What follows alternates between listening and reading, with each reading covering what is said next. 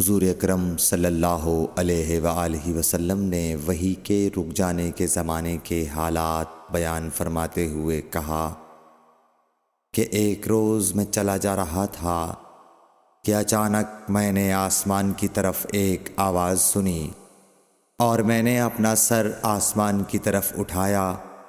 کیا دیکھتا ہوں کہ وہی فرشتہ جو میرے پاس غار حرا میں آیا تھا وہ آسمان و زمین کے بیچ میں ایک کرسی پر بیٹھا ہوا ہے۔ میں اس سے ڈر گیا اور گھر آنے پر میں نے پھر کمبل اوڑھنے کی خواہش ظاہر کی۔ اس وقت اللہ پاک کی طرف سے یہ آیات نازل ہوئیں، اے لحاف اوڑھ کر لیٹنے والے، اٹھ کھڑا ہو اور لوگوں کو عذاب الہی سے ڈرا، اور اپنے رب کی بڑائی بیان کر، اور اپنے کپڑوں کو پاک صاف رکھ اور گندگی سے دور رہ۔ اس کے بعد وہی تیزی کے ساتھ پے در پے آنے لگی۔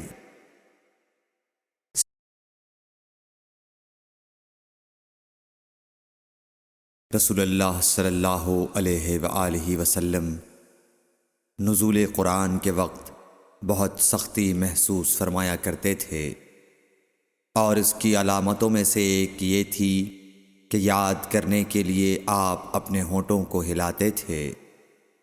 ابن عباس رضی اللہ تعالیٰ عنہ نے کہا، میں اپنے ہونٹوں کو ہلاتا ہوں جس طرح آپ ہلاتے تھے۔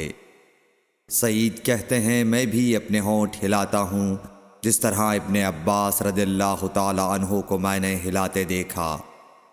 پھر انہوں نے اپنے ہونٹ ہلائے۔ ابن عباس رضی اللہ تعالیٰ عنہ نے کہا، پھر یہ آیت اتری کہ اے محمد، قرآن کو جلد جلد یاد کرنے کے لیے اپنی زبان نہ ہلاؤ، اس کا جمع کر دینا اور پڑھا دینا ہمارا ذمہ ہے۔ حضرت ابن عباس رضی اللہ تعالی عنہ کہتے ہیں، یعنی قرآن آپ صلی اللہ علیہ وآلہ وسلم کے دل میں جمع دینا اور پڑھا دینا ہمارے ذمہ ہے۔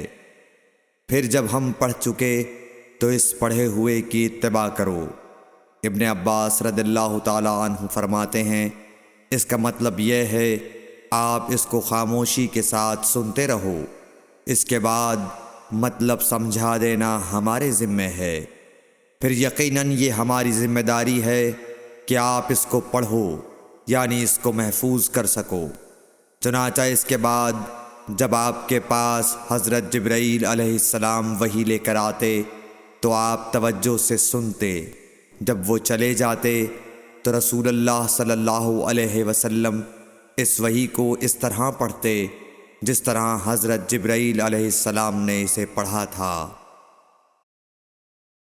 ہرقل شاہ روم نے قریش کے قافلے میں ایک آدمی بلانے کو بھیجا، اور اس وقت یہ لوگ تجارت کے لیے ملک شام گئے ہوئے تھے، اور یہ وہ زمانہ تھا جب رسول اللہ صلی اللہ علیہ وسلم نے قریش اور ابو سفیان سے ایک وقتی عہد کیا ہوا تھا۔ جب ابو سفیان اور دوسرے لوگ ہرقل کے پاس ایلیا پہنچے جہاں ہرقل نے دربار طلب کیا تھا، اس کے گرد روم کے بڑے بڑے لوگ، علماء، وزراء و امراء بیٹھے ہوئے تھے۔ ہرقل نے ان کو اور اپنے ترجمان کو بلوایا، پھر ان سے پوچھا کہ تم میں سے کون شخص مدعی رسالت کا زیادہ قریبی عزیز ہے؟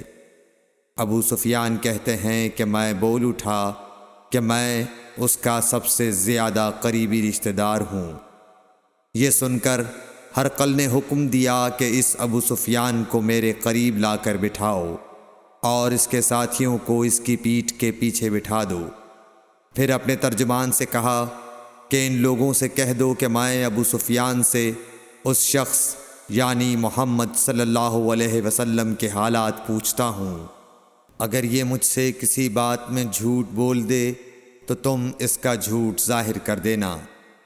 ابو سفیان کا قول ہے کہ خدا کی قسم، اگر مجھے یہ غیرت نہ آتی کہ یہ لوگ مجھ کو جھٹلائیں گے تو میں آپ صلی اللہ علیہ وسلم کی نسبت ضرور غلط گوئی سے کام لیتا۔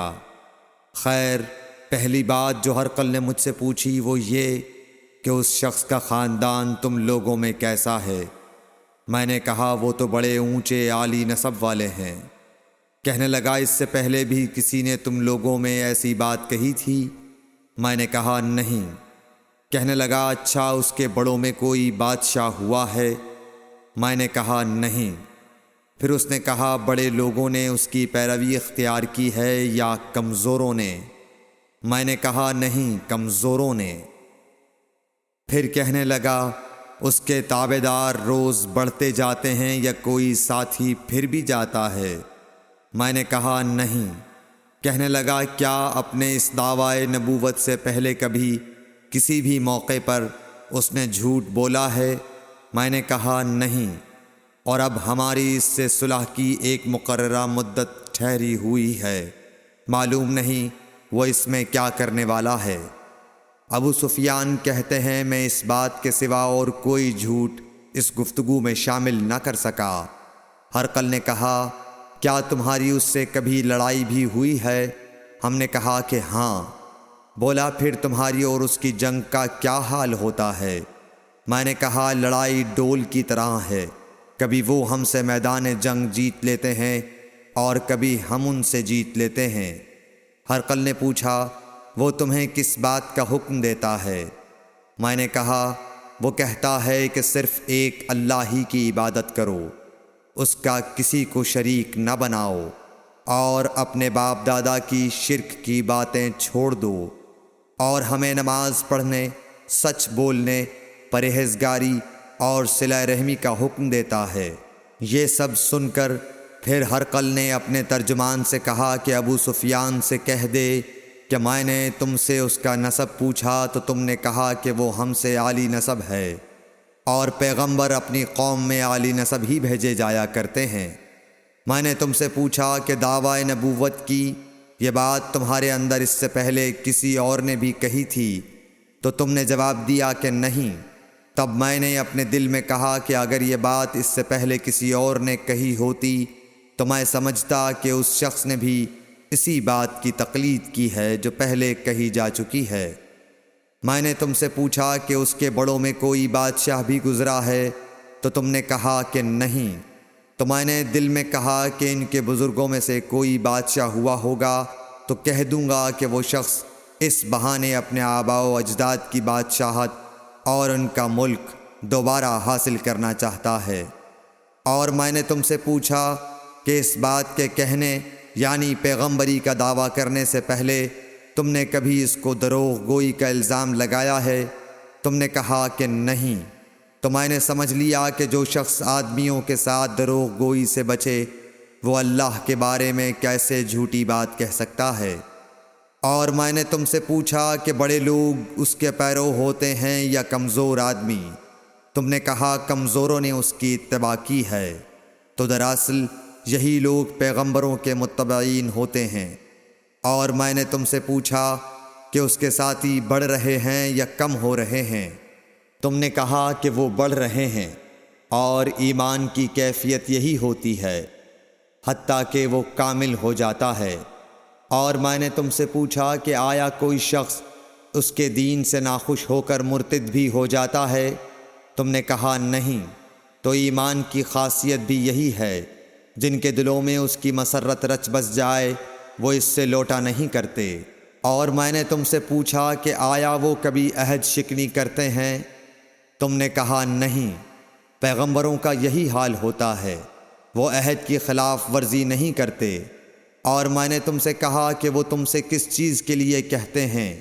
تم نے کہا کہ وہ ہمیں حکم دیتے ہیں کہ اللہ کی عبادت کرو، اس کے ساتھ کسی کو شریک نہ ٹھہراؤ، اور تمہیں بتوں کی پرستش سے روکتے ہیں، سچ بولنے اور پرہیزگاری کا حکم دیتے ہیں۔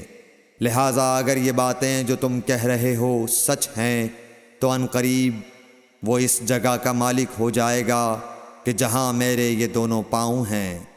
مجھے معلوم تھا کہ وہ پیغمبر آنے والا ہے، مگر مجھے یہ معلوم نہیں تھا کہ وہ تمہارے اندر ہوگا۔ اگر میں جانتا کہ اس تک پہنچ سکوں گا تو اس سے ملنے کے لیے ہر تکلیف گوارا کرتا۔ اگر میں اس کے پاس ہوتا تو اس کے پاؤں دھوتا۔ ہرقل نے رسول اللہ صلی اللہ علیہ وسلم کا وہ خط منگایا جو آپ نے وحیہ کلبی رضی اللہ تعالیٰ عنہ کے ذریعے حاکم بصرہ کے پاس بھیجا تھا، اور اس نے وہ ہرقل کے پاس بھیج دیا تھا۔ پھر اس کو پڑھا تو اس میں لکھا تھا، اللہ کے نام کے ساتھ جو نہایت مہربان اور رحم والا ہے۔ اللہ کے بندے اور اس کے پیغمبر محمد صلی اللہ علیہ وسلم کی طرف سے یہ خط ہے شاہ روم کے لیے۔ اس شخص پر سلام ہو جو ہدایت کی پیروی کرے۔ اس کے بعد میں آپ کے سامنے دعوت اسلام پیش کرتا ہوں۔ اگر آپ اسلام لے آئیں گے تو دین و دنیا میں سلامتی نصیب ہوگی، اللہ آپ کو دوہرا ثواب دے گا، اور اگر آپ میری دعوت سے روگردانی کریں گے تو آپ کی رعایا کا گناہ بھی آپ ہی پر ہوگا۔ اور اے اہل کتاب، ایک ایسی بات پر آ جاؤ جو ہمارے اور تمہارے درمیان یکساں ہے، وہ یہ کہ ہم اللہ کے سوا کسی کی عبادت نہ کریں اور کسی کو اس کا شریک نہ ٹھہرائیں، اور نہ ہم میں سے کوئی کسی کو خدا کے سوا اپنا رب بنائے۔ پھر اگر وہ اہل کتاب اس کتاب سے منہ پھیر لیں تو مسلمانوں، تم ان سے کہہ دو کہ تم مانو یا نہ مانو، ہم ایک خدا کے اطاعت گزار ہیں۔ ابو سفیان کہتے ہیں، جب ہرقل نے جو کچھ کہنا تھا کہہ دیا اور خط پڑھ کر فارغ ہوا تو اس کے ارد گرد بہت شور و غوغا ہوا، بہت سی آوازیں اٹھیں اور ہمیں باہر نکال دیا گیا۔ تب میں نے اپنے ساتھیوں سے کہا کہ ابو کبشہ کے بیٹے حضرت صلی اللہ علیہ وسلم کا معاملہ تو بہت بڑھ گیا، دیکھو تو اس سے بنی اصفر روم کا بادشاہ بھی ڈرتا ہے۔ مجھے اس وقت سے اس بات کا یقین ہو گیا کہ حضور صلی اللہ علیہ وسلم ان قریب غالب ہو کر رہیں گے، حتیٰ کہ اللہ نے مجھے مسلمان کر دیا۔ راوی کا بیان ہے کہ ابن ناطور ایلیا کا حاکم ہرقل کا مصاحب اور شام کے نصارہ کا لاٹ پادری بیان کرتا تھا کہ ہرقل جب ایلیا آیا ایک دن صبح کو پریشان اٹھا تو اس کے درباریوں نے دریافت کیا کہ آج ہم آپ کی حالت بدلی ہوئی پاتے ہیں، کیا وجہ ہے؟ ابن ناطور کا بیان ہے کہ ہرقل نجومی تھا، علم نجوم میں وہ پوری مہارت رکھتا تھا۔ اس نے اپنے ہم نشینوں کو بتایا کہ میں نے آج رات ستاروں پر نظر ڈالی تو دیکھا کہ ختنہ کرنے والوں کا بادشاہ ہمارے ملک پر غالب آ گیا ہے۔ بھلا اس زمانے میں کون لوگ ختنہ کرتے ہیں؟ انہوں نے کہا کہ یہود کے سوا کوئی ختنہ نہیں کرتا، سو ان کی وجہ سے پریشان نہ ہوں۔ سلطنت کے تمام شہروں میں یہ حکم لکھ بھیجیے کہ وہاں جتنے یہودی ہوں سب قتل کر دیے جائیں۔ وہ لوگ انہی باتوں میں مشغول تھے کہ ہرقل کے پاس ایک آدمی لایا گیا جسے شاہ غسان نے بھیجا تھا۔ اس نے رسول اللہ صلی اللہ علیہ وسلم کے حالات بیان کیے۔ جب ہرقل نے سارے حالات سن لیے تو کہا کہ جا کر دیکھو وہ ختنہ کیے ہوئے ہے یا نہیں۔ انہوں نے اسے دیکھا تو بتلایا کہ وہ ختنہ کیا ہوا ہے۔ ہرقل نے جب اس شخص سے عرب کے بارے میں پوچھا تو اس نے بتلایا کہ وہ ختنہ کرتے ہیں۔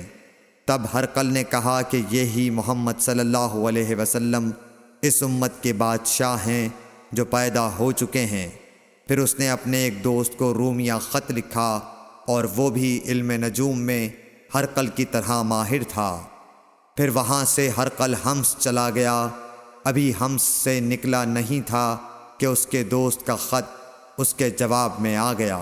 اس کی رائے بھی حضور صلی اللہ علیہ وسلم کے ظہور کے بارے میں ہرقل کے موافق تھی کہ محمد صلی اللہ علیہ وسلم واقعی پیغمبر ہیں۔ اس کے بعد ہرقل نے روم کے بڑے آدمیوں کو اپنے حمص کے محل میں طلب کیا اور اس کے حکم سے محل کے دروازے بند کر لیے گئے۔ پھر وہ اپنے خاص محل سے باہر آیا اور کہا، اے روم والو، کیا ہدایت اور کامیابی میں کچھ حصہ تمہارے لیے بھی ہے؟ اگر تم اپنی سلطنت کی بقا چاہتے ہو تو پھر اس نبی صلی اللہ علیہ وسلم کی بیعت کر لو اور مسلمان ہو جاؤ۔ یہ سننا تھا کہ پھر لوگ وحشی گدھوں کی طرح دروازوں کی طرف دوڑے، مگر انہیں بند پایا۔ آخر جب ہرقل نے اس بات سے ان کی یہ نفرت دیکھی اور ان کے ایمان لانے سے مایوس ہو گیا تو کہنے لگا کہ ان لوگوں کو میرے پاس لاؤ۔ جب وہ دوبارہ آئے تو اس نے کہا، میں نے جو بات کہی تھی اس سے تمہاری دینی پختگی کی آزمائش مقصود تھی، سو وہ میں نے دیکھ لی۔ تب یہ بات سن کر وہ سب کے سب اس کے سامنے سجدے میں گر پڑے اور اس سے خوش ہو گئے۔ بالآخر ہرقل کی آخری حالت یہی رہی۔ صحیح بخاری حدیث نمبر 7۔